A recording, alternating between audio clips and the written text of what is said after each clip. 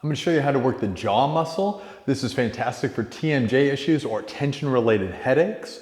And you can use one of two surfaces of the ball here. For dispersed pressure, you can use the rounded surface, but we really want to try to use the rim to get some pinpointed, targeted work done. We're going to start just on the side of the jaw here, and you're going to apply pressure gently in, identify a trigger point, and then we're going to do small circles.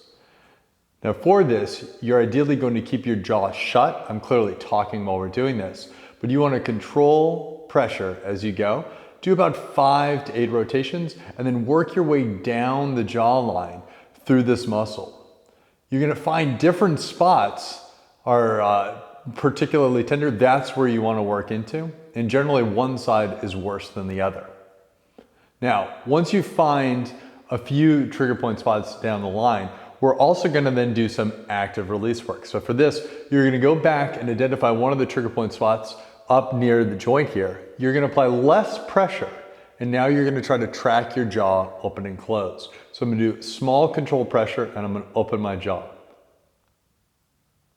You're going to do 3 opens. Now the idea here is that I'm actively working that muscle as I'm doing release work. Now, it's not uncommon to see large tracking issues with the jaw, especially if you have underlying TMJ issues or dental issues. And so you'll see the jaw open and shift up and down. That can create all sorts of muscular imbalances, and that's one of the things we're trying to work on balancing. You want to do this both sides here. So you're going to work through that area, and then we're going to go underneath the jaw. This is a really neglected area to work. You're not on the neck muscles. We're not pushing into the neck. You have to be very careful there. We're actually pushing pressure up, right behind the jaw, up behind the bone here. For that, we're going to use the rim of the ball. You're going to tuck right up, and I want you to do very small rolls, working through this area.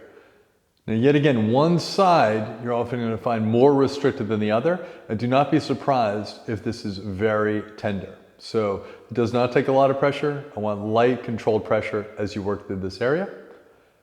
And then the last spot we're going to work is going to be the temple region, which is where all of these jaw muscles originate up here. And so yet again, you can use the rim or circle side, and we're going to just work our way doing those small circles. Start just in front of the ear and just above it. Do about 5 rotations, and then just start working your way through different spots at the side of the temple here. Generally, as you get up into this region, into the meat of the muscle there, you're going to find 1 or 2 trigger points that can be a root cause issue for some of those tracking problems, as well as some of the tension related issues. Work through this, and yet again, you can identify a good trigger point and then open and close your jaw. Trying to track straight as you go. This is incredibly important if you've got any issues in terms of muscular tension from the neck, wrapping through the head, or any jaw-related issues. And that can affect everything from breathing patterns to stress and tension. And so I really want to make sure that you work both sides to try to find those different areas.